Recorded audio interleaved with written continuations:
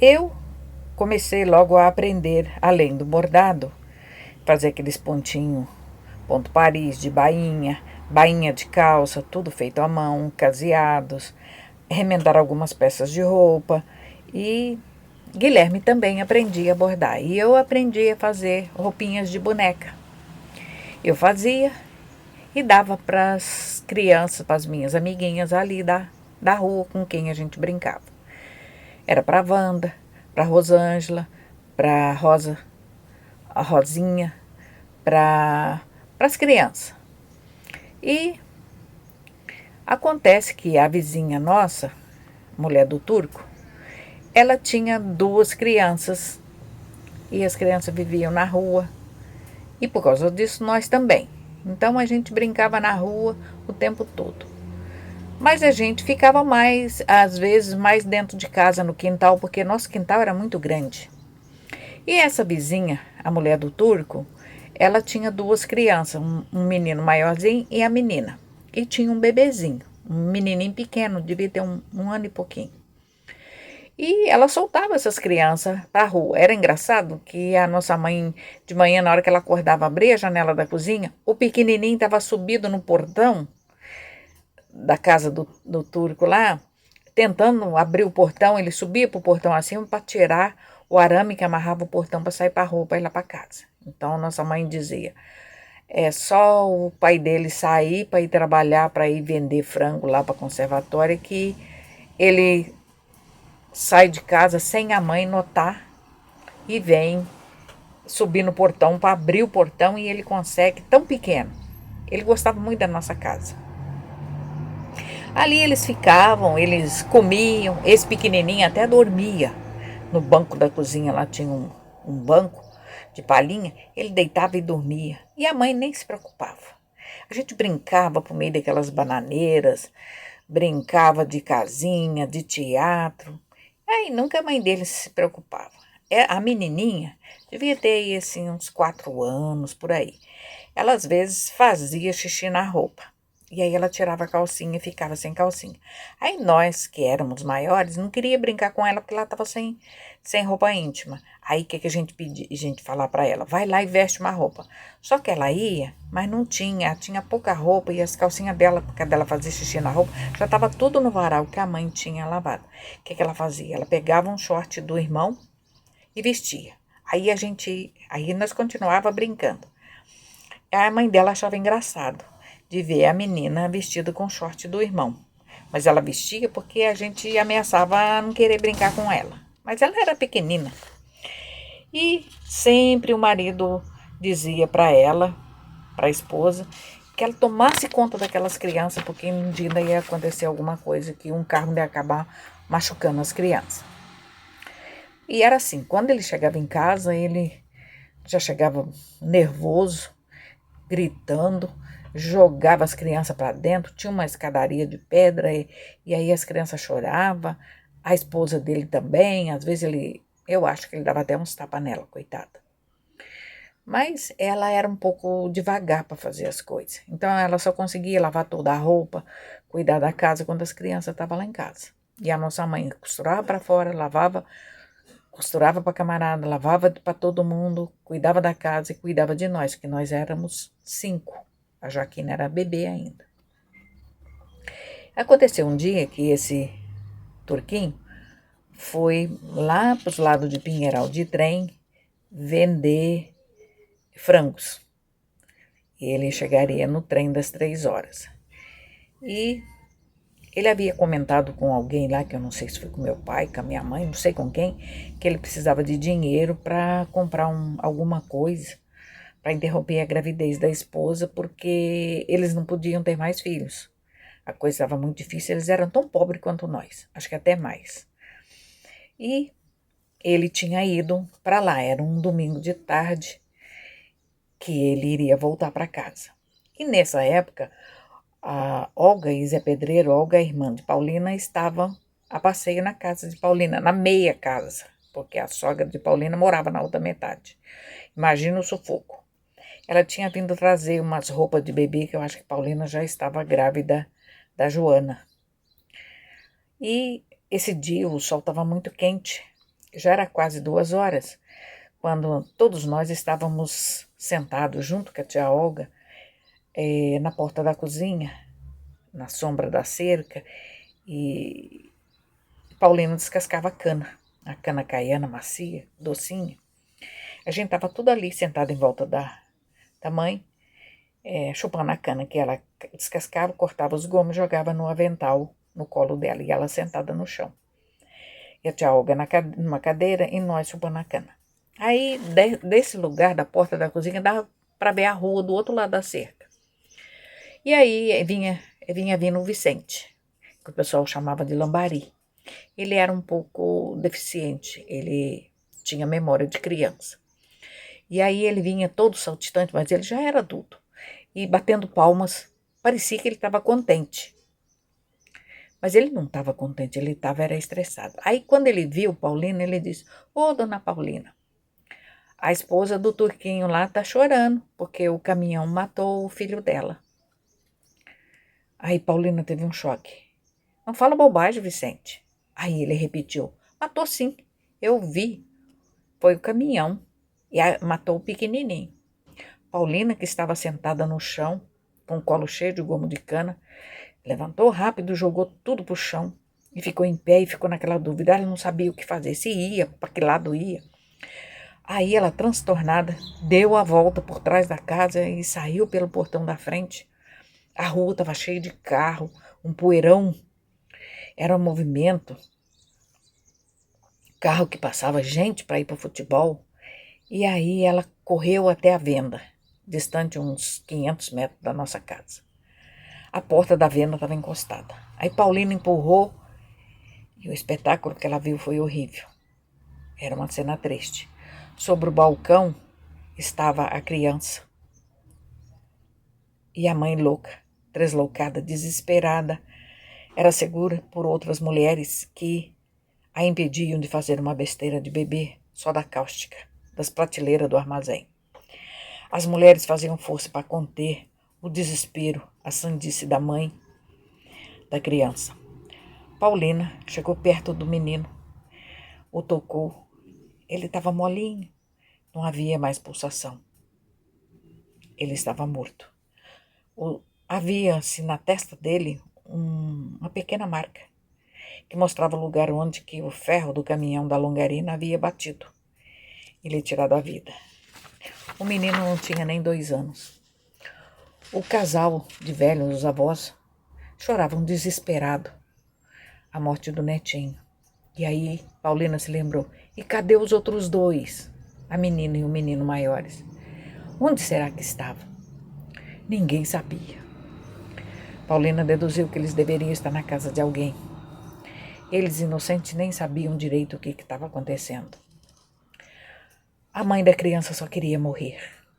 Ela gritava, gritava, gritava, e foi assim até perder as forças. O que ela ia dizer para o esposo?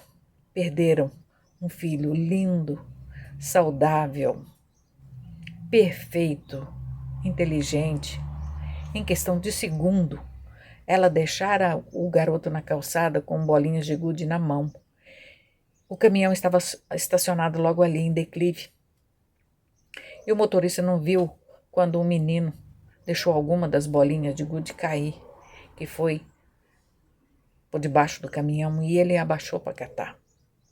E de repente, Marcelo não viu, ligou o caminhão e a longarina atingiu a cabeça do garoto. E aquela batida, uma única, foi fatal, num lugar mortal. E assim, eles perderam o filho. Quando o vovô Malaquias soube do que aconteceu, que Paulina chegou em casa transtornada e contou, vovô sussurrou e eu ouvi: coitada dessa mãe, agora ela chora. Que pena, agora ela não vai precisar mais tirar o que está dentro dela. Será que foi Deus ou foi o diabo que tirou um para salvar a vida do outro? E assim foi. A morte do menino salvou a vida da criança, que depois nasceu, era uma menina, que veio para consolar e ocupar a perda daquele garoto. E assim, vida que segue. Passou um tempo, a sogra de Paulina resolveu voltar e morar na cidade. Ela precisava colocar os 3 filhos menores na escola de novo. Ela tinha aquilo na cabeça, eles precisavam aprender. Quem sabe se ela ficasse mais tempo junto com eles, eles iriam na escola direitinho. Ela conseguia levantar eles, fazer levantar cedo, pegar o rumo da escola. Sendo que o mais velho já tinha até barba e não sabia ler coisa nenhuma, não sabia escrever nada. Paulina ficou transtornada quando a sogra disse que ia voltar para a cidade. As crianças de Paulina brigavam muito com as crianças de Flora. Sempre ela tinha algo que reclamar com João. E foi assim que João deu a ideia de repartir a casa no meio e botar a mãe dele morando ali, junto com Paulina. Metade da casa, 4 cômodos seria da mãe dele e 4 seria de Paulina. E a casa só tinha um banheiro mal arranjado, mal arrumado, que nem descarga tinha. E a sogra era assim. Ela sempre tinha algo para reclamar para João quando ele chegava do serviço das crianças. E quando ela fazia um doce, uma sobremesa, um pudim, ela esperava ele chegar, ele entrava pela porta da sala, ela já vinha com aquele doce na colher, aquele pedaço de pudim, que seja na colher, e dizia para ele: eu guardei uma provinha para você. Ele enfiava a colher na boca e comia. E a gente estava perto, porque era a casa da avó, era a nossa casa que ela morava. E ela nunca deu um pedacinho, uma pontinha de colher do que ela, dos doces de abóbora, doce de leite que ela fazia, ela deu para nós. Ela chegava ao ponto de ferver leite que vinha da fazenda, colocar no café e dar para o nosso pai beber, e nunca deu para nós. Sendo que a gente tinha uma dificuldade em beber um leite com café, porque não tinha. Quando tinha um pouquinho, 1 litro de leite, meio litro que comprava, era para o bebê da hora, né? Era o bebê que tinha que fazer mamadeira. Sendo que Paulina amamentava os filhos até ficar grávida de outro. Às vezes até grávida ela amamentava. Aí um dia Paulina, de saco cheio, desabafou com o pai. Pai, como pode uma avó, uma sogra, não gostar dos netos? Em todas essas atitudes, a minha sogra deixa bem claro que ela só gosta dos netos, das filhas, esse mesmo, de Rita e de Glória. Ela não gosta dos filhos meu e de João. Ela faz questão de mostrar que não nos engole, que tem algo errado, quer dizer, na cabeça dela. Parece que ela também não gosta dos filhos de Alderano e Salomé. Parece que ela tem pena, o que é diferente de amor. E coitada da Alzira e do Antônio Lídio. Parece que ela detesta os filhos e o genro. E a coitada da filha, a Alzira, às vezes fica em volta dela, tentando agradar os netos, chamando ela de vovó. E parece que isso deixa ela mais irritada ainda. Ela não dá um abraço nos netos, ela não faz um carinho, não dá uma palavra de conforto, igual o senhor faz com os meus filhos. Por que ela é assim? Aí o pai disse para a filha: minha filha, tenha paciência, um pouco mais de paciência, ela vai embora daqui, pode ter paciência. E assim, Paulina tolerava a má vontade da sogra para com sua família. E teve um dia que Guilherme estava a brincar com bolhas de sabão no canudinho. Arimateia, que tinha aí uns 6 anos, corria atrás com uma varinha. Aí ele tentava estourar as bolhas de sabão coloridas. E a gente brincava na porta da sala, que era a casa da nossa avó. E conosco brincando estava o Domício e a Wanda, que eram primos de meu pai. Os filhos da tia Albertina e do tio Jair. A gente corria para lá e para cá e de repente o Arimateia caiu. Ele sempre fora muito fraco, raquítico e anêmico. E aconteceu que ele quebrou o braço em 2 lugares. Aí quando ele começou a chorar dizendo que o braço doía muito, Paulina ouviu lá de dentro da casa. Aí ela saiu e veio ver o que tinha acontecido e encontrou ele com o braço pendurado, virado para trás, como uma cana retorcida. Coitada, ela ficou desesperada, não sabia o que fazer. Mas aí João estava chegando e correram com ele lá para o médico, no postinho, e o braço dele foi engessado. Teria que ficar 21 dias com o braço, daquele jeito. Quando tirou, viram que o braço estava mal colado, estava torto. Mas Teia não quis nem saber. Começou a ele mesmo fazer exercício com o braço e para ele estava bom. Ele era uma criança super levada. E ele tentava sempre andar de bicicleta de lado, porque a bicicleta era grande e ele muito pequeno e muito fraco. E aconteceu que de novo ele caiu aí agora na rua. A bicicleta, o pneu derrapou nos saibros e ele caiu e quebrou de novo o braço. O mesmo braço. Mais 21 dias de gesso. E dessa vez, quando tirou o gesso, o braço parecia mais no lugar, que estava mais normal. E desde esse dia, Paulino passou a ter ojerizas de brinquedos com bolinha de sabão. A primeira vez, queimaram João Evangelista, que depois veio a falecer. Mesmo o médico dizendo que a morte dele não tem nada a ver com as queimaduras, mesmo assim, ela não gostava. E agora, de novo, ela nem sabia que as crianças estavam brincando com aquilo porque ela estava ocupada. Teia quebra o braço e vem essas consequências todas, ele fica com o braço um pouco meio torto. Ah, não, nunca mais. Lá naquele dia que quebrou o braço de Teia, correndo atrás da bolinha, a avó, que estava na casa da frente, chegou na janela e disse para Paulina: "Ai, comadre Finha, bate no Guilherme. Bate nele, ele que é o culpado." Guilherme, como já era esperto e veaco, saiu fora.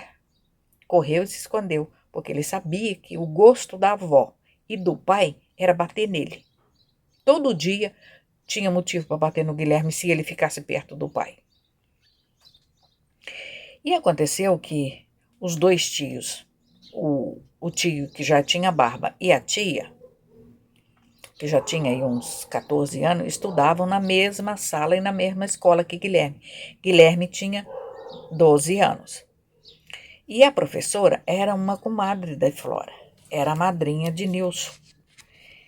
E aconteceu que Graça, não sei por que qualquer motivo que a professora falou, ela desacatou essa professora dentro da sala e deu umas respostas mal educadas. Aí a professora, como era comadre da mãe de Graça, ela disse para ela: "Não faça assim, menina, isso é muito feio." Aí, o que a menina fez? Já adolescente, tirou o conga do pé e jogou no rosto da professora. Ela levou muito susto e o desrespeito fez a professora chorar. Com isso na frente dos outros alunos da sala cheia. E quando a filha de Flora viu o que tinha feito, saiu da sala sem falar nada e voltou para casa. Chegou em casa e fez um monte de fofoca para a mãe. Mentiu. Falou mal da escola, mal dos alunos, da professora, e dizendo que a professora havia tomado o chinelo dela, o conga dela. Por isso que ela estava com o pé só. Aí, a professora achou que foi desaforo a filha da comadre a desrespeitar daquele jeito na frente dos alunos. Então, ela escreveu um bilhetinho explicando para a comadre o que tinha acontecido e que, se ela não comparecesse na escola, na diretoria da escola, a filha estaria suspensa por 15 dias, que era para ela comparecer na escola. E, para levar esse bilhete, a professora pediu o Guilherme que levasse, porque sabia que Guilherme era sobrinho da moça que havia lhe jogado o chinelo. E Guilherme: "Tá bom, professora, levo." Pôs o bilhete no bolso. Quando ele chegou em casa, depois da aula, ele disse para a avó: "Vó, aqui que a professora mandou para a senhora." E não disse mais nada, porque a avó já escrachava mesmo, ela falava na lata, tudo que ela tinha que falar. Aí ela já virou pro neto e disse: seu fofoqueiro intriguento. Esse adjetivo intriguento era o que ela mais usava com a gente. Tudo para ela a gente não prestava, a gente era intriguento e fofoqueiro. Mas aconteceu que a avó não sabia ler.